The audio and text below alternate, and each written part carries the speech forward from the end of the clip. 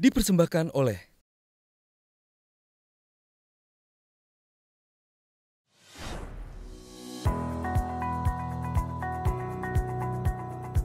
banyak seni pertunjukan yang penampilannya terbilang unik, menarik dan juga kaya akan budaya Indonesia.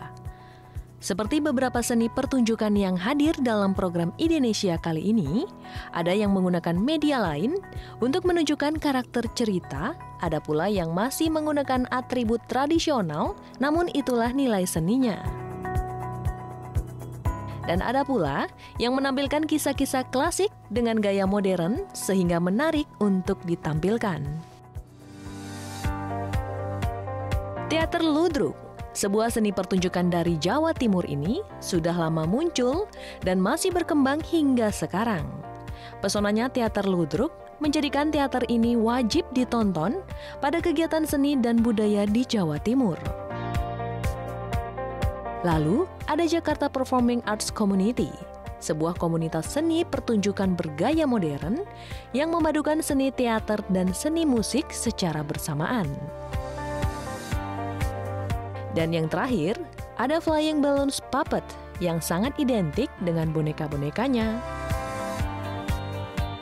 Saksikan selengkapnya di Indonesia.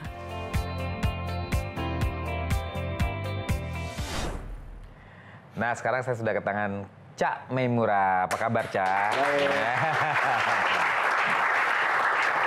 Cak Memura ini adalah salah satu tokoh ludruk di Surabaya. Sekarang masih sangat aktif. Yang sekarang mulai agak sedikit nih kayaknya tokoh-tokohnya. Kenapa sih, Cak? Kok kayaknya makin sedikit yang aktif di ludruk? Iya. Atau di Surabaya masih banyak? Di Jakarta kalau aja? di Surabaya banyak. Begini, kenapa teman-teman cenderung mempertahankan ludruk ini? Bahkan kami menjadikan ludruk ini eksistensi kota Surabaya. Oh, itu dia kebanggaan Surabaya ya. Ke Surabaya tidak nonton ludruk belum ke Surabaya. Seperti itu. Jadi di Surabaya itu masih ada satu pertunjukan ludruk yang di THR. Setiap Sabtu malam Minggu di sana. Dan ini ada yang senior yang memang dia sudah mengabdikan dirinya sejak remaja sampai hari ini masih ngeludruk. Lalu juga ada ludruk remaja dan juga ada ludruk anak-anak.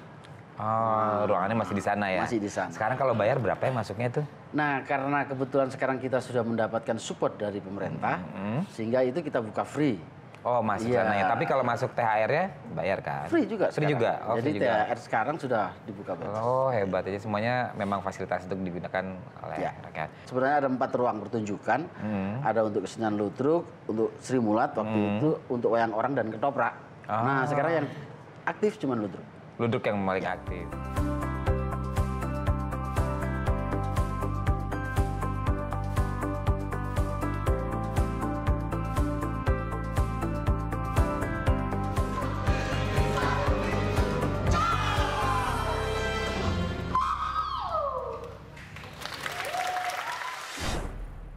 Nah, tadi kita sudah saksikan tayangannya dan sekarang kita bertemu langsung dengan Rio Rahmansyah. Apa kabar, Rio?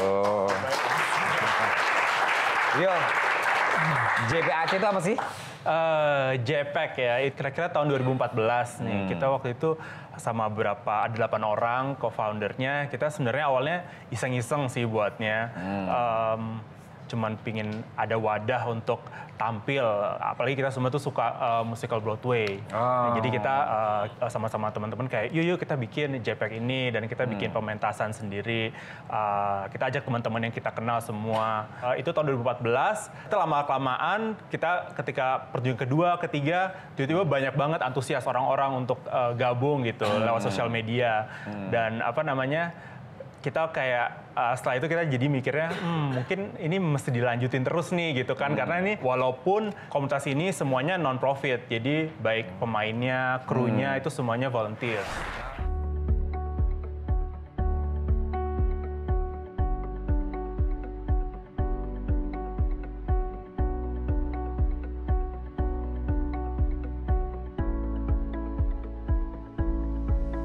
Waktu itu saya merasa cukup dikekang oleh katakanlah pihak kampus gitu karena saya sekolah di kampus seni tapi seperti ada batasan-batasan. Akhirnya saya memutuskan untuk aku pengen jadi balon gitu. Aku pengen terbang bebas kemana aja. Kalau nanti pun nyangkut di pohon ya terserah ya udah jalannya kayak begitu gitu. Makanya namanya jadi Flying Balloons Puppet. besar ide itu banyaknya dari Rangga. Cuman biasanya ketika Rangga punya ide, dia bakalan ngeflorin ke kita. Saya punya ada ide ini nih gitu. Oh ya udah, gimana ya enaknya. Setelah itu kita ada diskusi sih. Nah setelah diskusi itu baru kita mikirin ini yang bakalan ngerjain siapa, storyboardnya yang akan seperti apa. Karena biasanya kita pementasan ada boneka yang 3D sama boneka bayangan. Jadi biasanya kita bagi tim. Setelah itu kita bakalan ada latihan. Latihannya itu sih kita awalnya pakai boneka seadanya, jadi belum lengkap full.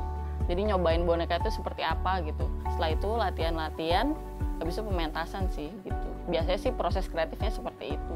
Teman-teman, satu tunas aja yang kalian rawat itu menjaga satu kehidupan, satu harapan, satu cita-cita, dan satu kenangan. Itu rumah untuk siapa aja. Nah tuh karakternya ada Tok Bomo, ada Taran dan Tala, sama Luta. Jadi sebenarnya Nato itu berkisah tentang rumah sih. Rumah yang beberapa orang kehilangan rumahnya karena ada yang diambil paksa. Tapi awalnya malah tidak berpikir tentang itu. Awalnya saya mimpi membawa bibit gitu. Di mimpi itu saya membagikan bibit itu ke semua orang gitu. Terus akhirnya wah, ini apa ya? Waktu itu sih ngomongnya wangsit gitu. Wah, wangsit nih harus dilakukan gitu. Akhirnya jadilah Nato itu. Di akhir kita ngasih bibit ke penonton gitu. Karena walaupun ada bencana alam, ada apapun, tapi ingat di situ tuh pasti ada harapan baru.